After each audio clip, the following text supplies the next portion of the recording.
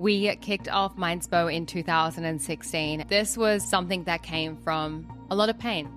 I started experiencing intense flashbacks, panic attack, an eating disorder, bulimia, anxiety, depression. You name it, I had it. I was a mental health mixed bag. I have a very vivid memory of being in the attic at my grandma's house, just basically wailing and trying to understand what all of this means. Apparently you saw me from across the room. I spotted you from across the room and I was like, that is the most beautiful woman I have ever seen. And I noticed quite quickly that you were wearing a mask quite often. And at the top of that book, it said PTSD. It was like reading a definition of who I was. I remember he just said, have you tried meditation? The Mindspo podcast. What do you see with your mind's eye? Welcome back. Let's elevate. Roll your shoulders up and back. Unclench your jaw. Elongate your spine as you take a deep breath in. And now, exhale.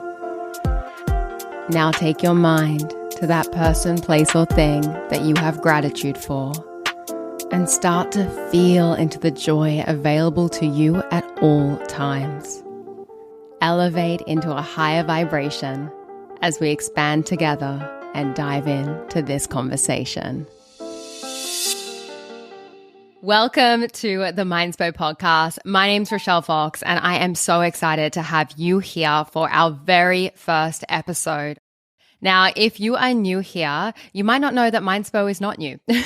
We are new on the podcast scene, but we've been around for a while. We kicked off Mindspo in 2016, and we have a really big story of how Mindspo came to be, who we are, what we do, what we're going to do in the future, and so much more. So today, to kick off the Mindspo podcast, I wanted to introduce you to my partner in crime, my partner in business, my best friend, and most importantly, my fiance, Christopher Soll. Hey. So Chris is the other half of Mindspo. He is the other founder of Mindspo, and we founded Mindspo in 2016. And on this podcast, there is going to be so many exciting segments. And one of those segments that you are going to hear on a regular basis is something we like to call deep dives with the souls. This is where we are going to dive into life, relationships, spirituality, all the things that we talk about when no one's around, but this time we're going to be recording them. And we thought to kick things off, if you are new here or maybe you've followed us for a while, I really want to share our story of how Mindspo came to be. And the story of how Mindspo came to be is one of pain to purpose. This wasn't just some idea that we had one day. We're like, ooh, wouldn't it be fun to start a meditation school? This was a deep soul calling and something that came from a lot of pain in my life, a lot of pain in Soul's life. And through that pain, we have birthed something so beautiful and something that we are so proud of and something that has created what we are now experiencing today. And we want to take you on that journey with us and really share with you our origin story and hopefully inspire you that if you are maybe in a dark place or you have been in a dark place and you just feel like nothing is going to work out, if you've been in that victim mentality, if you feel like, you are just kind of dealing with the weight of the world and you can't see a way out, then this podcast episode is for you because believe it or not, we really can relate to those feelings. So to kick that off, I just want to say hi, Soll. Hey, baby. Welcome. I'm so excited to have you here, and I'm so excited to dive into this story. I'm so excited to be here. Yeah. This podcast has been a long time coming, and I know it's a deep soul's calling for you, and I think you are absolutely made for this format. So I'm very excited to, bring the conversations we usually have in the shower or in the bedroom, whenever we're doing whatever we're doing, to a broader audience, because I love our chats and we have very deep chats pretty much every single day. So, why not share some of those? Yeah, I'm so excited. Yeah. So I guess to kick things off, this story of Mindspo and of Soll and I really goes all the way back to childhood. So let's dive into the pain. So I want to start with my childhood. So I would say I first experienced pain as a human being in the format that we're going to be talking about today when I was 5. At the age of 5, my parents had just divorced and my mother had gotten custody of me. And although my mother has recovered now and she's doing amazing, back then she was an alcoholic and she was not in a good place and not probably in the best place to be looking after a child, let alone having her in her custody. And my mum made some not so great choices, as we all do as human beings. We make mistakes. And some of those mistakes led to me having some pretty intensely traumatic experiences. I never really gone into the absolute specifics of my personal childhood trauma, and I don't know when I will. That's been a very personal choice for me ever since I have moved through the things that I've gone through. It's something that I have just decided to keep to myself for now. One day I feel I'll open up about it, but I guess what I want to say in this podcast is that my mother was not in the best way and she had some pretty shitty boyfriends. And those partners and boyfriends did some pretty horrific and horrible things that are unspeakable. And I, would never wish on anyone else. And those things and those events led me to developing what I now know as PTSD, post-traumatic stress disorder. Back then, I didn't know that. And all these terrible and horrific things happened to me as a kid. And I kind of just kept them on the down low. I really suppressed my emotions and my trauma so much throughout my life. And not only did it happen when I was 5, but it happened, multiple times, and different events happened multiple times that were extremely traumatic through my childhood years. And all of that trauma led me to, developing this post-traumatic stress disorder, which really kind of started to unfold when I became sexually active in, my mid-teens. From that point, I started experiencing intense flashbacks, panic attacks, an eating disorder, bulimia, anxiety, depression, you name it, I had it. I was a mental health mixed bag, and all of those things kind of started cascading. But one thing about me that has always been how I've dealt with things is I'm a really good actress. When I was growing up, I always used to say I want to be an actress. And I think I wanted to be an actress because that's what I was already doing. I was so good at putting on a brave face and pretending everything was okay. That was really where I excelled in life. You would look at me and look back at photos of me and think, oh my God, she's so happy. She's this happy-go-lucky child. Like, look at her. She's so vibrant. But that was just my mask to hide so much pain. And from there, things kind of started to get worse. And then in my early 20s, things really kind of kicked off. We're talking, going into panic disorder now, having panic attacks super regularly. I'm kind of a shell of myself. I'm kind of having a bit of a split personality. I'm, pretending everything's okay. I just was kind of falling apart, but no one would ever know that. The eating disorder kind of, really tipped off, and yeah, things just kind of started cascading. And it was around that time when things were really bad with my mental health that I also started experiencing, suicidal thoughts, like very intense suicidal thoughts, and also suicidal planning and tendencies. And I was really ready to end it all. I didn't want to be on this earth anymore, because the pain that I was experiencing and the flashbacks that I was having and the things that were going on in my head, they were really too much to bear. And I had dealt with them and carried them around for years. I had lugged this baggage around for years, and it was just getting too much for me to carry. And then I met Soll. But first, let's go into Soll's childhood, because I feel like that will bring it full circle. First, I just want to say thank you so much for being so vulnerable, babe. I mean, I obviously know all of this stuff, but I know it's a huge step for you to actually open up and to let a broader audience hear this. And I know that so many people go through so many things in this world and think that they're alone. And I think it's a really brave and courageous thing, that you're sharing that. Love you. Thanks. I love you too. So, yeah, for myself, I was born in Australia, in Sydney, but my family is actually from Germany. My entire family tree is basically over there. It's just me and my mum, my stepdad, and my sister here. And I went to a preschool in Sydney that was for Germans, believe it or not. They have that here. So I was in a little German bubble living in Sydney. Hello. Guten Tag, wie geht's? German is actually my first language, but I've managed to assimilate quite well. And I had a pretty normal childhood, I think, I imagine. It was just kind of suburban life in Epping, two children, two parents. And when I was 5, the decision was made to move back to Germany so that my mum could be closer with the rest of the family, etc. Now, obviously, I'm 5 years old. I've got no idea that anything else might be going on. I'm thinking everything's totally sweet. And we packed everything up. We flew back over to Germany, and I think it was around the second day or so when we got back that a neighbor or a friend had gone around to our house to check on my dad. My understanding was that my dad was basically packing up, selling the car, getting rid of the house, just organizing all those last logistics. But basically these people went around to the house, and then they'd found my dad in the garage and he'd committed suicide.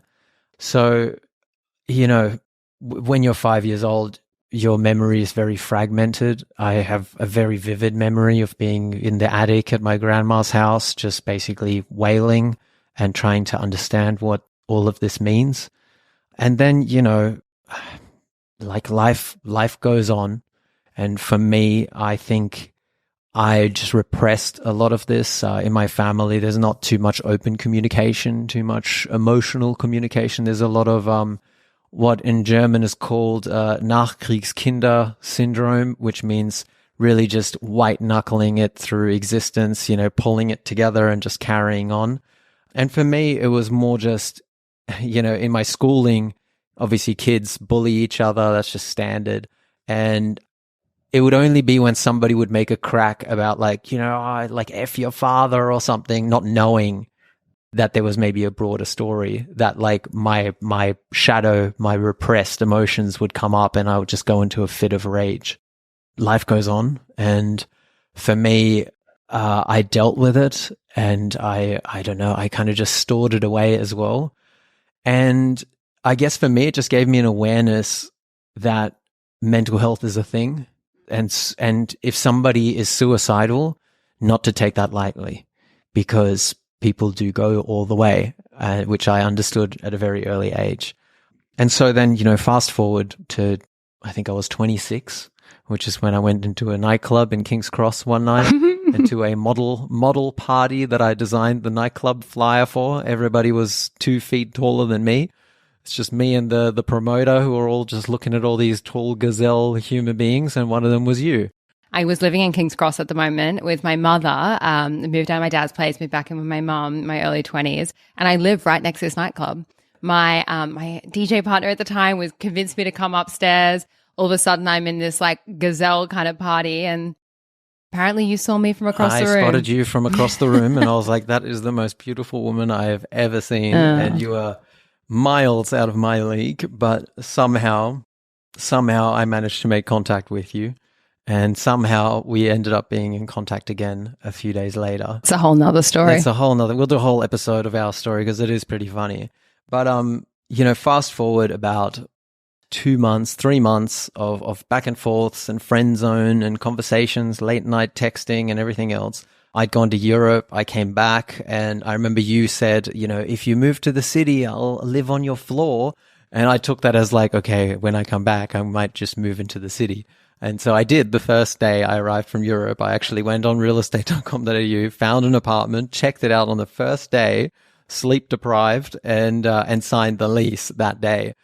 And so you started coming around to my little studio apartment in Potts Point, and I was noticing that there was this up and down kind of going on with you. You would come to mine and you would be happy and present, and you'd be like this little flower that would open up, but then you would go back home, you'd go up the road to your mum's apartment, which is very dark and small, and your mum was obviously also going through a lot at the time, and you would just kind of close up and you just turn into this little dark bulb again.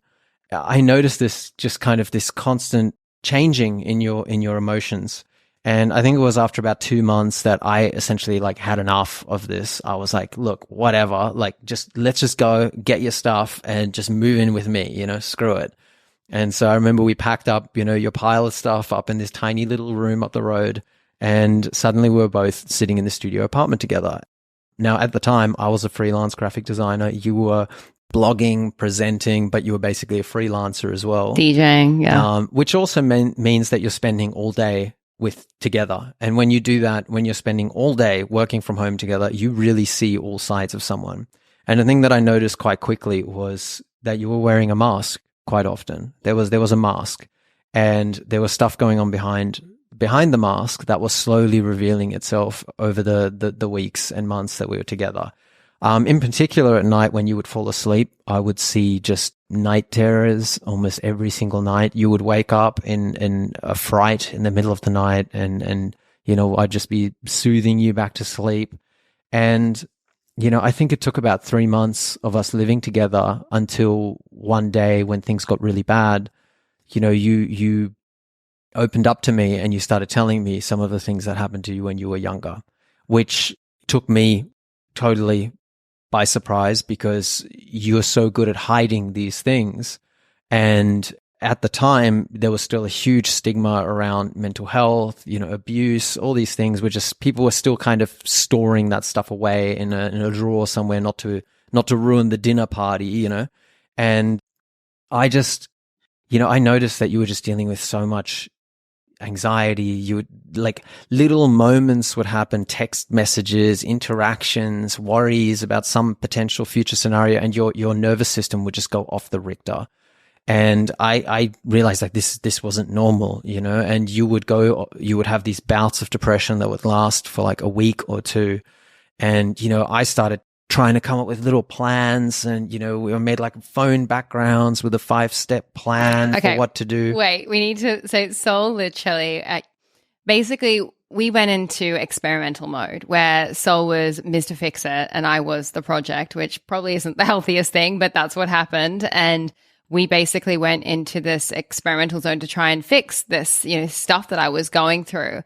And one of the things that Soll did was he would make these phone backgrounds and these like Fox kind of mental health prescriptions. And they were just filled with like, okay, let's go for a walk outside. Let's play the happy song. Let's make our favorite meal. You were just so loving and caring. And I'd never really experienced someone that had sat with me through my shit. Like, and I felt seen for the first time in my life, really, and also loved even through the darkness. And that was what was, you can thank my mom a lot for that, because I have a very strong German mother. While she may not be the most emotionally open, I'll tell you what, if the going gets tough, the tough gets going, as she says. She just rolls up her sleeves and go and like gets it done. And I think at the time, when you told me what you'd actually gone through, it was kind of like there was this moment where I remember I had like some friends who I was talking to about the challenges that I was dealing with, because these days, having done personality tests, I know that I'm an extroverted feeler. I feel other people's stuff, right? And so when you would go over the falls and go into these bouts of depression, I wouldn't be okay either. I wouldn't be okay until you're okay. And that's kind of like a superpower as well, but it can also be very, very taxing and draining. And I had got all this mixed advice from people who had no idea about mental health, who hadn't even spent any time with you. And, there was some people who were like, oh, this sounds way too hard, like, oh, I don't know, maybe you should find somebody else. And there was this moment where, we both just kind of decided like, okay, you know what? At least I know I decided in my head, like, all right, let's just figure this out. Like, we're going to fix depression. We're going to fix suicidal thoughts. Like, that's it. We're going to figure this out. And, this is 10 years ago. This is 2011. So step one, you Google, how do you solve mental health? And you get a whole bag of solutions from Google. And we honestly spend about 18 months going through a laundry list of different remedies and treatments and approaches. Soll was so pragmatic. You literally wrote a list and we were just going through, and some of these things on this list were legal, some of them were illegal, some of them were conventional, some of them were very unconventional. We were just kind of on this mission to figure out, how can I not just survive, but actually thrive and get through this? And this was this massive, chapter of experimentation we're doing this while we're living in a shoebox apartment in King's Cross. Yep. We literally had like the toilet was like right next to our head as we sleep. We're like in one room 24/7, together. 5 square meters. Oh my gosh, I'm having panic attacks like every single, Once second. a week. Yeah. But so we're on this journey together. Yeah. And, sometimes things would get really bad. And there was one time in particular where we went, things got really bad and you were like, I think I just need to go and see a doctor. Like, let's just try to, you just buy into the promise of the system and just go and see some dude in a white coat. And they prescribed you immediately the most generic SSRI. And at the time, you had been taking some kind of natural remedy as well that we'd found online. You started feeling very weird, I remember. And then you got on the phone and you called somebody who you knew had quite a lot of knowledge in all these different medications. And they said, oh, like, you're not meant to take those two together. And so then you stopped taking both of them at the same time. And the next thing, which you're apparently also not meant to do, and next minute, you're in the corner of the apartment, pulling out your hair, screaming, having a full-blown psychotic episode while I'm standing in front of our very large window to make sure that you don't jump out of it, out of the 4th floor. That was kind of a turning point for me as well, where I thought, all right, we're going to need to get very creative here, I thought, and we're going to need to paint outside the lines to figure this out, because just dosing you up with some kind of sedative is not going to be a long-term solution. And look, I want to say here, I think that there is a time and place for all of those things, and I wasn't taking them in the correct way, and I'm not going against anyone going down that path, and there's no shame to anyone, but I had a pretty horrific experience with that, and from that, it kind of led us to this thing where like, okay, we need to figure this out in another way. We were looking for something that's going to help you for the rest of your life. Yeah. We're not just trying to get you through a period of extreme crises to try to then find you something else. We were looking for the long term. And about a year and a half into this, so actually about 12 months and a bit into this, we ended up finding a childhood trauma psychologist. I found one on Google, and lo and behold, law of attraction, she is literally right across from our apartment, and we can see the front door to her office. She's the most recommended childhood trauma psychologist I could find, and her office is within view of our apartment window. I think that was the first time in my life that I ever felt like the universe or the angels were watching, and I was in such a dire spot. And I never forget, you were like, look, I found this person. And I remember when you saw that,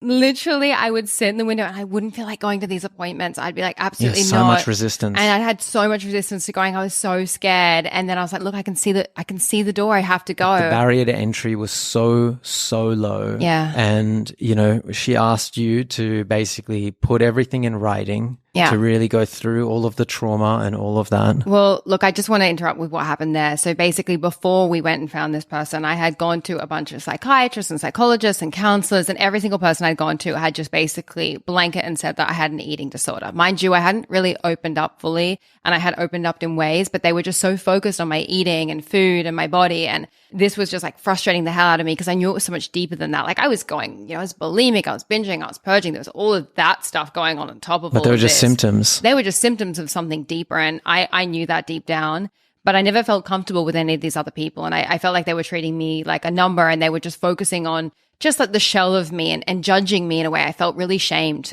There were some not so great experiences that I had with that. But then when I found this woman, there was actually something that happened that, I'll get into another day maybe, but there was something that happened with Soll and I that was pretty traumatic, that really triggered me in a really big way. And I kind of started freaking out.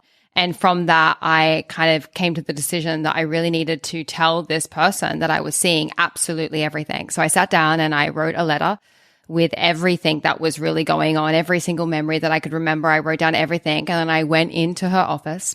And I remember I handed her the letter and I just walked in and I said nothing. And I didn't want to go. I remember you pushed me to go, and I went in, handed the letter, and we sat down and she just read it. And as she read it, at the end, she just looked at me and nodded. And then there was a big book that was on her table. It was there every single time I walked in, but I thought it was just a coffee table book for decoration. Next thing I know, she's flipped open the book. She gets the book, she pushes it across to me. And at the top of that book, it said PTSD. And I read the 2 pages that followed, and it was like reading a definition of who I was. It was a definition of everything that was going on with me. It all made sense. It was literally like someone had been like, this is who you are. And I know at that time I was so identified with my trauma. I was so in PTSD. I was suffering from that diagnosis was like someone had just done a photocopy of me and be like, is this you? Look at the reflection. I was like, yes, this is me. And I remember reading this and I was like, yeah, all of these things. And it clicked to me that I had PTSD and everything else that I was experiencing, all this mixed bag of other things was just a symptom of this bigger thing that all stemmed from my childhood. And it was all just constantly bubbling off and spilling over. And I came back home and I told you, and then you went and had a conversation with our friend Julian. So the wonderful thing about you having been given that diagnosis is that we suddenly had a label that we could use, direct our search towards. You know, it's like as Stephen Pressfield says about resistance, once you can name it, you can kill it. So at this time, you know, maybe a couple months later or something, it's all a little bit blurry around then. And I remember you were going through a really tough time again. You know, there was a constant roller coaster because a lot of these things that we were trying, they would have like a little bit of an afterglow effect sometimes, but a lot of them just weren't really sustainable. And one day I went and saw a good friend of ours who we both actually knew independently before we ever even met. Jules, Big Jules. Shout out to Julian. Shout out to our shaman, Big Jules. Forever our shaman. Jules, we love you. Yeah. And, you know, I mentioned to him, you know, everything we've been going through. He already knew as well. And then I mentioned PTSD. And I remember he just said, you know, have you tried meditation? And now he wasn't really a meditator, but he had seen something where they mentioned that people with PTSD were coming back from the war and they were doing this meditation method, and it was basically stopping people from feeling suicidal. And so, you know, that absolutely piqued my interest. So I came home, we started Googling it. We started looking at all these testimonial videos of individuals who had learned meditation. I'm back in the apartment that we're in, sitting on this giant beanbag, kind of contemplating life. And I was like, okay, I'm going to look up this meditation thing. And back then, I literally thought meditation was some hippie shit. I thought it was the biggest load of shit. I thought it was super woo-woo. I thought it was something that monks just go and do on a mountaintop. Yeah, some religious thing that people do who have too much time on their hands. I was just not into it. I was like, okay. But at this point, we have gone through this long laundry list. We're like 1 year into this. I've got given this diagnosis, and I was kind of at this point where I'm like, I'll try anything. No matter what my judgment is, I'm judging all this stuff. I'll just give it a shot. I go on YouTube. I type in PTSD and I type in meditation, and lo and behold, this video comes up, and I'll never forget this video. I'm watching this video of this army general. This is like some huge guy. Like I'm watching this guy, like he's like super muscly, like square, boxy American, like looks like something like Arnold. Jocko Willink looking motherfucker. No, I'm like Arnold. Like this guy's like Schwarzenegger. Oh, right? really? That big? He's like in my mind, like from my memory. I wish I could find the video one day. Man mountain. He's a man mountain, right? And watching this guy, and he gets up on stage on this podium, and he starts talking about how his friend had committed suicide, that he was in Iraq with, and that, you know, he thought he was going to do that as well. But then he found this thing called meditation and it saved his life. And I'm looking at this guy and I'm thinking, yo, this is not who I think is doing meditation. Like if this guy, and he's been to Iraq and he's been in war and he is like gone through this thing and he has this thing called PTSD, because back then PTSD was really not something like, I think these days, and don't get into me getting annoyed about this, but a lot of people are like, oh, you have PTSD from this. People kind of throw it around. People throw it around. Like back then it was like it wasn't really even related to childhood trauma, really. People were just talking about it in terms of people that had been to war. So they were the only people that I could really find that I could have any research or recommendations on. And I'm looking at this guy and I'm thinking, you know, if it works for this guy, you know what? I'm going to give it a shot. If it's this guy's doing it, I'll try it. So then we went and found we found an institute in Sydney that looked really highly accredited and recommended, and celebrities were doing it and all kinds of stuff. And they had a course that took 3 days. It cost $1,000, which was the last $1,000 in my bank account. All the money in Roche's bank account. But it was literally like this thing or Roche's life at this point, because you were very suicidal. And at the same time, I was super interested in this. So I'm literally researching this, watching videos, trying random things online while you're coming home every day for 3 days, teaching me what you had learned that day. And that was when we both we committed to a 20-minute in the morning mantra meditation practice.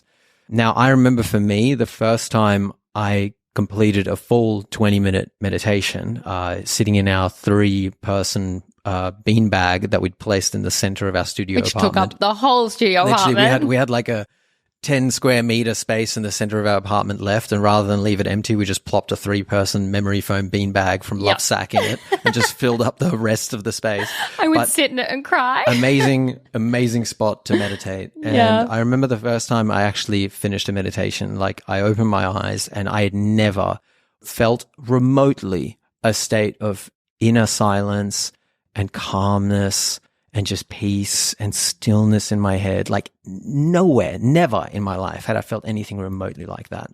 And so, it was like a fucking miracle. And all I can say is over the next few weeks, probably over like 4 to 8 weeks, watching what was happening to you, it was like 80 to 90% of all of your symptoms just melted away. I remember the first thing that melted away was the first time I meditated that night. I didn't have a night terror. Yeah. And like I was having the night terrors every single night. Like I'd wake up screaming, I'd wake up in sweats. Like I was having these PTSD flashbacks, like just on repeat. It was insane. Like I had this vivid dream that would just keep coming back and I was constantly being re-traumatized.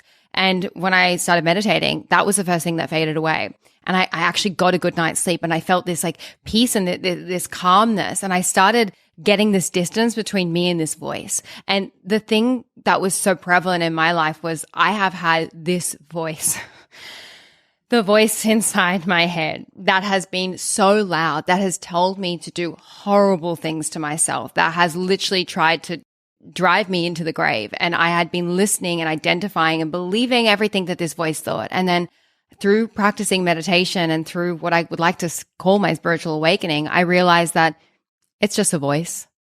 It's not me. Thoughts are just things. I don't have to believe everything that I think. And I actually can observe that voice inside my head and I can watch it. And if I can watch it, it means that I'm not it.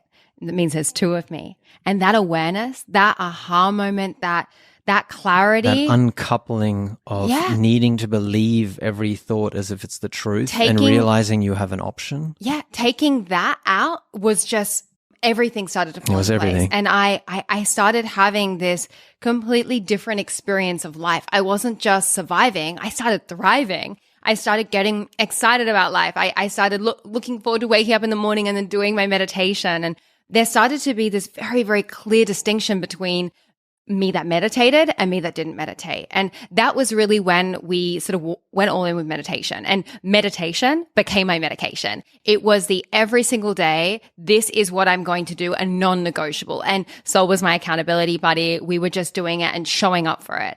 Now, at the time we started meditating, we started having, like I said, our spiritual awakening. We went off the freaking reservation. We started diving into every single personal development book under the sun, watching every single YouTube documentary that was out there, reading every single book that we could. We were absolutely trying to just download everything. And at the same time, everyone was calling us crazy. Everyone thought that we were nuts and that we were, gone super woo-woo and we were two hippies. Yeah, we were just changing a lot. So much. Over the course of like 6 to 12 months, I feel like my brain completely reconfigured itself because I was running on just this repeat pattern of who I thought I was, and this is just who I am. These are my beliefs about myself. And then when you actually start to sit down for 20 minutes every single day and you start to watch your mind rather than just playing with it, rather than just going along with it, but you actually just try to observe it and not be caught up in it, you start to get a sense of who you think you are. And then I started just asking myself, like, is this who I am? Like just these bunch of random triggered thoughts, self-belief issues, and one-liners from 1980s action movies. And then you're like, I have to be more than this. And it was like forcefully opening your own mind and questioning everything, which then opens you up to everything. So I guess I want to go. So let's forward from here, Let's because forward we from could here. keep going on this forever. But basically, we had this awakening. I say 2012 was this huge kind of aha moment. And basically, there was from there, we became meditation evangelists. So setting the scene, Soul's working in the nightclub district. I'm also working in the nightclub district. I'm a DJ, presenter, radio presenter for Today FM, model, blogger, slashy. I was doing absolutely everything and, putting on a really good act while doing it all, pretending that there was nothing going on.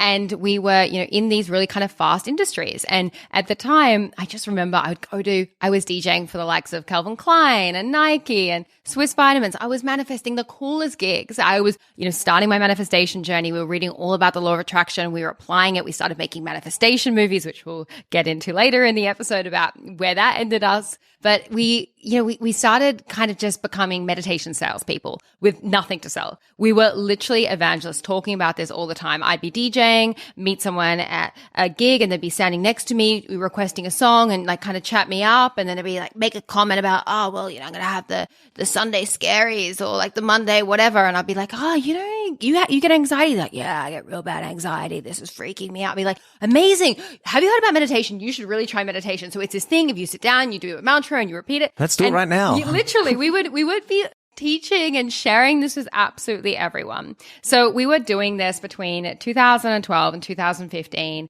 We are on this meditation train. We're just practicing it, showing up. I'm going through this massive healing. We're in the early stages of our relationship. I feel like our lives had just started again. And then something happens around 2015. One day I was at my friend Sam Evans' house and it was New Year's Eve. And I think it was the New Year's Eve of 2015. And basically I saw this video. I was on YouTube going through all the personal development videos like I usually do. That was my binge watch thing that I did. And I came across this video by a man called Brian Tracy. Now, Brian Tracy is what I would like to say is the godfather of personal development. I love this man. I send him so much love as I say his name right now. And I watched this video from Brian Tracy, and the point of this video, he had this question, and it's like, knowing what you know now, if you had to do it all over again, what would you do differently? If you could take it all to ground zero and you could start again, what would you do differently? And it's New Year's Eve, so obviously I'm like, okay, New Year's energy. And then this voice comes to me. And this is a voice that had started coming to me ever since I started meditating. And this voice is my intuition. And this voice was, quit DJing, become a meditation teacher. And I was like, what the fuck? Like, what is that? What kind of advice is that? At the time, I'm making thousands of dollars per gig, DJing. I'm on easy street. I've carved out a market for myself in the PR kind of industry Playing in Sydney. the same set in 4 p.m., eating some canapes. DJing with my mate. We're on easy street. It's pretty easy. It's great. I'm doing the social media thing. Become a meditation teacher? But I've been listening to this voice ever since I started meditating, and it has not led me astray. So next thing you know, 2 days later, I've called my DJ partner. I've called off DJing. I've quit the duo. Didn't really give him much explanation thinking back to it. It was just a split, hair decision. Things were going on with us as well, but it was like, nah, that's it. I'm out. Clean cut. And then it's like, oh, you're going to become a meditation teacher. So I enroll in a meditation school in Sydney. I start studying, but I've been studying this stuff. Soll and I have been studying this stuff and being students of this stuff for 5 years. So I had read every book under the sun. I'd watched every video under the sun. Like I had been, developing these skills for so long. So I've, now enrolled in a course to become a meditation teacher. Then we start traveling. We basically, at the time that I've decided I'm going to have this massive career change, we're in a very lucky situation where there's a whole nother story here, but we had started an e-com business, and the e-com business was called I Am You Collective. You'll get a pattern from listening to this podcast that basically anything we've ever done has very been like conscious based. So we had this awareness one day when we're in our little apartment that I am you, you are me, we are one, everyone is the same. That's from us listening to a lot of Alan Watts. And so we're like, oh, what are we going to call our brand? I am you. And we're selling metallic temporary tattoos. So I'll tell you more about that. Yeah. So, at the time I just wanted to stop selling my time by the hour, and I wanted to create something that could also be sold at night while I'm asleep. I wanted to create something that we could, ship all over the world, an artifact. And at the time you actually recognized, I think we spent like 6 months trying to figure out like, what could this thing be? Inspired by our shaman Jules, who kind of kicked this whole train of thought off. And in the end, we decided to create a metallic temporary tattoo brand, which is what, at the time, 2015, all the people at festivals were sticking these temporary tattoo stickers on It themselves. was going off Coachella vibes. Yeah. And so we made these like sheets that had all like positive affirmations and spiritual symbols and all kinds of stuff. And then people were sticking them all over their faces and going to parties. And we started leveraging influencer marketing. Yeah, we collabed with Mimi Oshiri, DJ Tiger Lily, PR. We made these collections with these influencers. Yeah. So we partnered with some influencers and we launched it. And I remember the moment we put it on Google Analytics on our living room TV. And the moment we launched it, like sales just started pouring in. And I believe in like the first month, I think we had about $30,000 worth of sales, which was just wild. And so by month 2 or month 3 or something, we figured out how to automate the whole thing and put it into a third-party logistics company. At the time, we were looking around at our apartment in Darling Point, and Airbnb was still kind of like growing. It was just, it's like, wow, you could rent random apartments in random cities around the world. And we were looking at these apartments being like, this costs less than our apartment in Darling Point. So like, why don't we just pack up and just start traveling and just see the world while we make money online? And so then we took off for about a year and became what's called a perpetual traveler. Yep. Digital nomad before digital nomads are around. I was running a fashion blog at the time called Wonder Life TV and a Fox at Meows. We're taking, pretty photos, doing hotel collabs, still keeping on the meditation train. I also was writing these things called, my favorite thing about my fashion blog back then was these things called happiness posts, where I'd literally take every single Monday and I would just literally write about spiritual topics and meditation. No one really wanted to hear about it, but I was like, you know what? If I wear really cute clothes, Slipping it in. then I slip it in with a text, maybe then someone will get interested in meditation. Like we are literally meditation evangelists. Like it was hilarious. And then, so we did that for a year and then we kind of got over the traveling stuff. We wanted to settle down. I was very much like, I need to rest and chill. So we actually moved to the Gold Coast. We found a Airbnb again in Coolangatta. It was meant to just be a month, but by the end of the month, we were like looking around. We're like, why would we leave? Oh my God, the beaches here are incredible. There was this amazing dog that the lady who owned the apartment had. Tyson. Who was just hanging out with us all day. Yeah. And so we kept extending it 1 month at a time. In the end, we stayed there for 14 months. But this was also the place, I think halfway through that time, is when you had another cosmic download, Yes. which was... So basically, this is where Mindspo started. So we have been on this meditation train for a while now. We've been practicing for around 6 years. And then I have this download where I'm watching YouTube all the time. I've started my own YouTube channel. I'm doing YouTube. And there is this thing called Fitspo that is absolutely blowing up. So across the internet and Instagram, like everyone's talking about Fitspo, hashtag Fitspo, Fitspo. And I was like, oh my God, can everyone please stop fucking talking about their bodies? Like literally everyone is talking about their bodies and exercise and food and like everyone's turning vegan. I was so exhausted by this, but also interested in it. It was weird. I kind of had this love-hate judgment relationship with this hashtag because on one end I was like, wow, this is wellness. But on the other end, I was like, this is only like half. What about the mind? I was like, this is only half of the problem. Like you can, I had known from, going through my eating disorder and everything that like you can, look like $1 million and be like the skinniest, leanest, hottest looking thing that you think's walking around. But hey, if it's hell inside your mind, then guess what, baby? You're in hell. It does not matter what you look like. Self-love comes from within. What you change on the outside will not change your conversation on the inside. And I knew this loud and clear. So, we kind of came to this realization of, we want to talk about meditation. We want to get this out. Like, how could I, get meditation out there in a bigger way? And we've been selling these tattoos all around the world. And I came up with this idea of Mindspo. It was the opposite of Fitspo. It was this hashtag. I'm like, you know what? I'm going to start hashtagging things Mindspo. I'm going to write about depression and anxiety and mental health and meditation and hashtag Mindspo. So I started this hashtag called Mindspo. No one had ever tagged on Instagram before, and I just started hashtagging it. Then I'm like, you know what? This isn't just a hashtag. This is an @ tag. I'm going to make a second account and I'm going to post all my woo-woo hippie spiritual shit that everyone's always bagging me out about. I'm going to go hard and just post it on there. And guess what? You can't say anything about it. So next thing you know, we start this account called Mindspo. And then I go to Soll. Firstly, Soll kind of loved to hated the name. He was like, I don't know about it. I was like, but this is the thing. This name came to me through source, through my divine. Like this was a voice, the voice again, intuition. And then I said, you know what, Soll?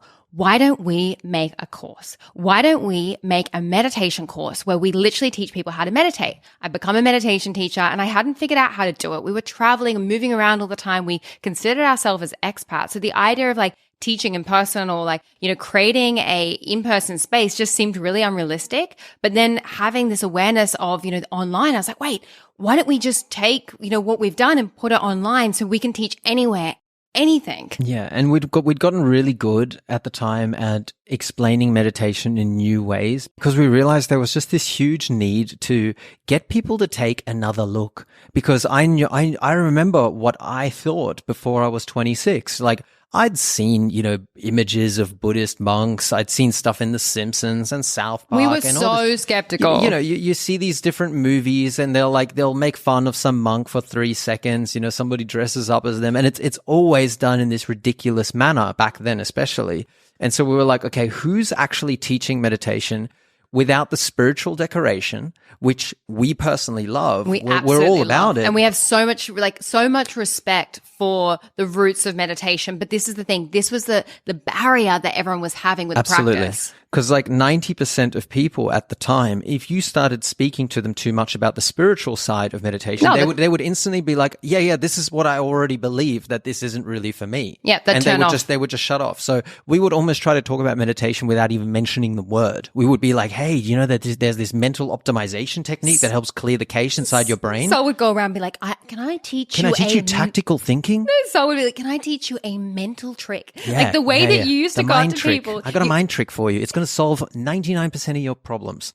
So we really realized that, like, who was talking to these people? Who's talking to the mechanic? Who's talking to the finance bro? Who's talking to the 16-year-old kid who's got mad anxiety, who thinks all the spiritual stuff has got nothing to do with him, but who needs it more than anyone? What happened with Mindspo, all of that, and for me, it was who was talking to the girl that I was 5 years ago that was obsessed with shoes, handbags, looking hot, getting skinny, what they look like on the outside, thinking that fixing all this stuff on the outside was going to solve all their problems. But really, it was an internal thing that was going on. Like, who was speaking to them? Who was getting this practice to them? And that was where we came up with Mindspo. And Mindspo was this idea to basically take this decoration, take all of this fanciness and make it more pragmatic. Yeah, and so we mapped out all of the stories and the insights that we could think of. If we really tried to boil down all the stuff that you would need to know, and ideally you knew before you started meditating in order to have the highest level of success, because there are a lot of little pitfalls and misconceptions that people have. And so we mapped out this course structure. We made it a 4-week thing where we went from 5 minutes to 10 to 15 to 20 by week 4. Then we wrote scripts for everything. Then we set up a filming space in the living room. I then went to cash converters and bought an old flat screen TV, got a vacuum cleaner cardboard box that I cut a hole out of, got a picture frame with like a glass picture frame and angled it. And I basically created a ghetto ass teleprompter. The most ghetto teleprompter. I then put the scripts into Photoshop on a black background with white text, mirror reversed it, and then I moved it with my mouse, rolling it slowly whilst filming through the back of the vacuum cleaner box. And then Rochelle could basically read the reverse text on the reflection. Okay. And it was frustrating, but we got it. This all while we had a flatmate that was going through some stuff as well, and then we won't get into that. Let's not go into that. But then on top we had this massive development downstairs, so we were doing everything at night. We were doing the whole entire meditation course at like 10 o'clock at night. Yeah, we're doing it in the middle of the night. Filming it at night. We're both tired, but we're like, yeah, we're going to do it.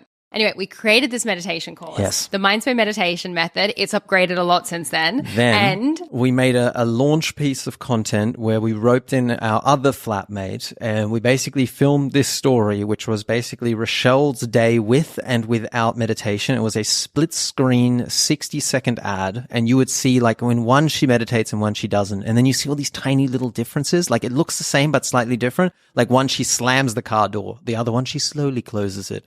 One she's sitting at the beach chilling and then goes for a swim. The other one, she's just scrolling the phone. Then she sees this guy, and in one, she's too awkward and anxious to say hi. In the other one, she says hi, and that's our flatmate. He becomes the romantic interest in this ad. Shout out to Sunny. Shout out to Sunny River. And then at the end, the final clip was like her lying in bed scrolling on the one where she didn't meditate. And the other one, she gets a text message from the guy being like, sweet dreams are beautiful or something. And then anyway, this thing goes absolutely viral. We ended up boosting the post a little bit, but it ended up having 3.2 million views. And there were basically 20,000 messages, like comments below, which was all just women saying, so what you're saying is if I meditate, I'll get the D. But either way, it turned into like literally 100 people or something signing up on the first month. Yeah. So and we kicked it off with a big bang. We started the Mindful Meditation Method, the first iteration of the course. It's changed a lot since then. Yes, now it we has. have a 66-day meditation challenge and an upgraded course, and we'll probably upgrade it we again. refilmed the whole thing. It's had many evolutions. But basically, from there, I started getting these messages from people all around the world that were doing this course. And the messages would just move me to tears every single night. I would go on email and I would read all these messages from our students, and I would just connect with these people that had been through similar things that I had been through, that had, been through relationship troubles. And, I remember there were a few girls even who said that they were literally about to end their life. Yeah. And then they saw a random ad, they did the course. And then this was now like a month or 2 or 6 later. And they were like, oh my God, I'm living my best life. Yeah. And right before I saw your thing, I was about to end it. Yeah. It was, and so that, for me, that's a huge tick for when you think about where we came us. from, for the reason why we started all this, like everything when it comes to Mindspo was born from all of this pain. Yes. So we've got this Mindful Meditation Method. Mindspo started taking on a life of its own. We've got this Instagram. And kind of what happens from there is we start growing. So we start developing as people, and Mindspo has turned not just into a meditation platform, but it's turned into a platform for personal growth. And our mission has always been and will always be to make tools like meditation cool, relatable, fun, make them accessible to people, and really bring that excitement to this kind of learning, and to make them relatable so anyone can get it. And from there, we really kind of went on this adventure of trying to figure out like what's next. And what we did next was we actually combined our other love, which was our love of traveling, living on the road, being a nomad, which, really bleeded into our manifestation story. And then we created something called Mindspo Retreats. So Mindspo Retreats is the retreat arm, the holiday arm of Mindspo. And it's a combination of personal growth, which has changed our life in so many ways, and travel, and really taking people on an immersive experience. And at Mindspo Retreat, we create conscious experiences that help people elevate their personal growth. So people come to these retreats as complete strangers from all around the world, and they come together with other people that have curious minds and open hearts, and they go through these personal growth programs. They learn meditation. And we did our first retreat in 2018 in Mykonos, and it was called our Create Your Reality Retreat. We went on a trip to Mykonos, and I manifested that trip. And next thing you know, I had this photo. Actually, it was so funny. I had this photo of me at the resort. We held the retreat that we hosted at the resort that we went to. It was so synchronistic. I had this picture of me when I just kind of written happiness above my... on a big whiteboard, and it was the cover graphic for one of your happiness posts. Yep. I was in a bikini with the words happiness, because that's what I was manifesting, happiness. And that was like what I was... For me, my beginning of my manifestation journey has always been about my mental health. It hasn't been about materialistic things. It's always been about feelings, because I know that it doesn't matter what you get in your life. At the end of the day, what's going on in the inside is what's important. So it's always been about manifesting freedom, happiness, fulfillment, because I know that that is just going to affect everything else. So next thing you know, we're hosting this retreat, and then I have a picture of me sitting in a bikini again with all of these people from around the world that have written all of their words, and they've actually come on our retreat. Now, from that retreat, I actually got a massive download. I'll never forget when I told you. We just hosted this retreat as a guy and girl retreat in Mykonos. I turn around to Soll and I'm like, okay, the voice has come to me again. We are hosting an all-girl self-love retreat in Bali, and this is the program. And Chris is like, is this girl crazy? Okay. He's like, what is going on? I had this download from that voice, that intuition of a whole entire program. And for me, it was really... this retreat that I wanted to create in Bali was everything that I wish I had known in my healing journey, and take people through this. So next thing you know, we're hosting a retreat in Bali. I book out this massive, venue, and we're having this incredible experience, hosting burn ceremonies, guiding women through letting go of their trauma. And that was really like the birth of Mindspo Retreats. Yeah. And I mean, I think we hosted 3 different retreats when we kind of realized that at the time we moved to Bali, and we're kind of always shopping around on real estate websites. And every time I'd look for an apartment or a villa for us, I would simultaneously spend the same amount of time looking for like mega villas as like a manifestation practice. Now you're getting into the Mindspo mansion story. Yeah, imagine like we have infinite budget, and so I was very aware of what you could get for what amount of money in Bali, and that there were some amazing properties just in the middle of the jungle. And we realized that our retreats could be so much more if we were more in control of the space, so that we weren't just like guests rolling into someone's venue. And so that's when we essentially crowdfunded a year-long lease of an abandoned mega mansion that we renovated, and then we hosted 15 retreats in 1 year. There's episodes worth of content here that we could be sharing, battling monkeys. That's a whole nother story. We did story. one very intense year of retreats. Then we said, hey, double or nothing. Let's roll everything back in. We reinvested. We rented the place for 2 more years, and this was January 2020. And then obviously we all know what happened after that. So then we had an amazing bunker for the apocalypse in the jungle, where we ended up staying for most of it. That's a whole nother book. That's a whole nother book. And that was really kind of a really difficult time in our entrepreneurial journey, because we've invested all of our capital, everything. We've gone all in. But it gave birth to something very magical, which is our first ever app that we built, which is Manifesty, our meditation and manifestation app. Again, from pain to purpose. From pain to purpose. We're literally sitting there, no income, trying to figure out how to make things work, scrabbling all together. Needing to pivot. Everyone's telling us, fire all your staff, let everyone go. We've got 12 Balinese staff. We're like, absolutely no way, white knuckling it. We're not going to fire our staff. We're going to keep everyone employed. We need to. They have children to look after. Everyone's losing their jobs in Bali. Everyone in the world's freaking down, locking out. We're in this giant mansion trying to figure out what is going on. Beautiful, but also scary and isolating and very weird. Very weird. And that's when we started, an creating amazing time to start a new venture. And then this is now literally, I never forget, at the Mindspo mansion, we had all of these windows that looked out on the jungle. And in the middle of 2020, Soll is an amazing graphic designer. So he started writing in I got Posca markers, which are like water soluble graffiti markers. And we just started writing positive affirmations on all of the windows. So everywhere you would look, you would just see these reminders that would essentially just trigger positive thoughts, We had affirmations like, I am a creator, I am powerful, I have a multi-million-dollar app, I live here, I live in the GC. Like, there were all of these affirmations and statements everywhere, and these reminders. So every time we'd look out the window into the jungle, into this isolation, feeling like so far away from home, we would just be filling our head with all these affirmations. And that also gave birth to a section in Manifesty, which is our affirmation reminder, which is basically having affirmations pop up in your face every single day, because we knew how powerful that was. If you don't know what Manifesty is, you're going to hear a lot more about that on this podcast. It is our manifestation app. And that is where you can create what we like to call manifestation movies or vision board movies, which is a tool that we have been using for over 10 years that literally has helped us manifest so many things in our life. We have manifestation stories on that coming up. But that's really, wow, where are we now? So we launched Manifesty, our app, which is owned by Mindspo on the 2nd of the 2nd, 2022 in Cyprus, after a year of nomadic traveling during the pandemic, when we left the Mindspo mansion because we were going crazy in the jungle and started traveling around. But basically now we're in, what is the date today? It is the 23rd of March, 2023. And right now, this is the launch of the next arm of Mindspo.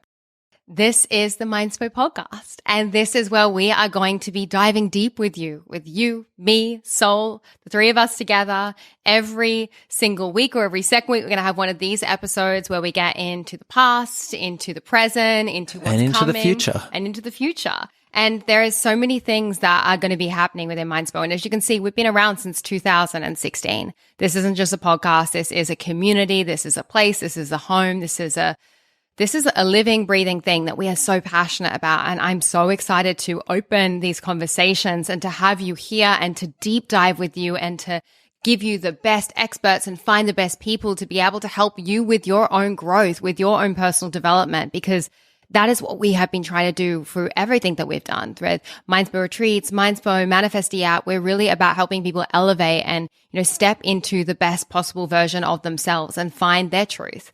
So This is deep diving with the Solls, and we wanted to create the Soll Fam. And that is a place where you can connect with other people that are in the Mindspo community. This is a free Facebook group that you can get in and join, connect, share, communicate, talk about the episodes. We're going to be hosting, meetups hopefully, and live events in the future. That is something that I really want to do, hosting live in person, one day deep dive events where you can meet other people that are interested in all these different, all of these different topics and that are on this journey with you, that are curious about their mental health, that have open minds and open hearts. So thank you so much, Soll, for being here with me. My absolute pleasure. Thank you for, thanks for sticking it out. Best decision I ever made.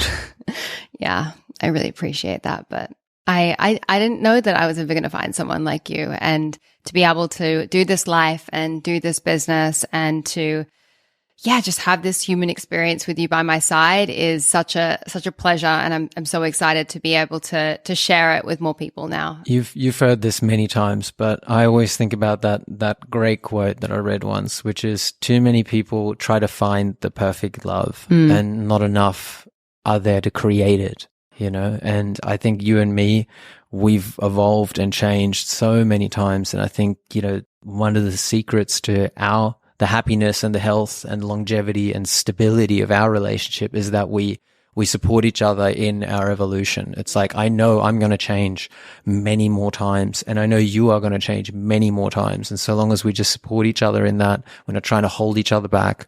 We're just, we're compromising, and we're like, okay, this doesn't feel perfect for me right now. Okay, but it's important to you. So I'm going to support you in that. And then let's see what happens.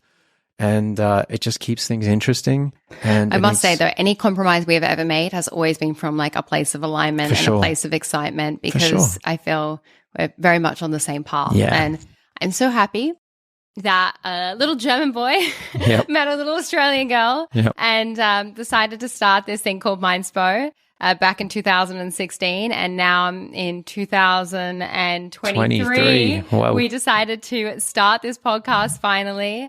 If you have gotten to the end of this podcast and you are still listening, it would mean the world to us if you went and shared this episode.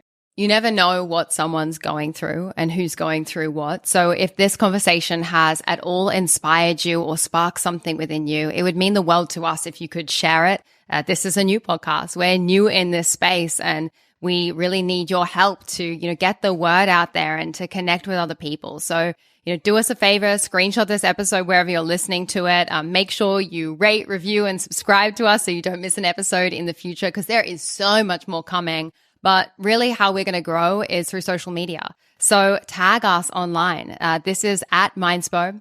The Mindspo podcast is just at Mindspo on TikTok, on Instagram. And you can tag myself at Rochelle_Fox. And Chris is? I'm at Chris, Soll, Chris Soll. Yeah. So tag us on your stories, do a post, write to us, let us know, tune in with us, communicate with us. Get the word out there so other people can find this podcast and, listen to this story and, kind of just start this journey with us as we go on this deep diving journey. I'm so freaking excited. I'm sending you so much love. I love you so much, Soll. And I love you, everyone that is watching. I always like to say, if you can hate someone without even meeting them, then you can love someone without even meeting them. So I'm sending you so much love. And I just want you to remember that you create your own reality. Thank you for joining me for this episode. You can discover more from Mindspo on Instagram and TikTok by following at Mindspo and myself at Rochelle_Fox. If this episode inspired you, then please pass it on and share the love. And if you're new to our world and you want to elevate your mind and step into your best self, then be sure to download our app, Manifesty, from the App Store and take advantage of the free trial.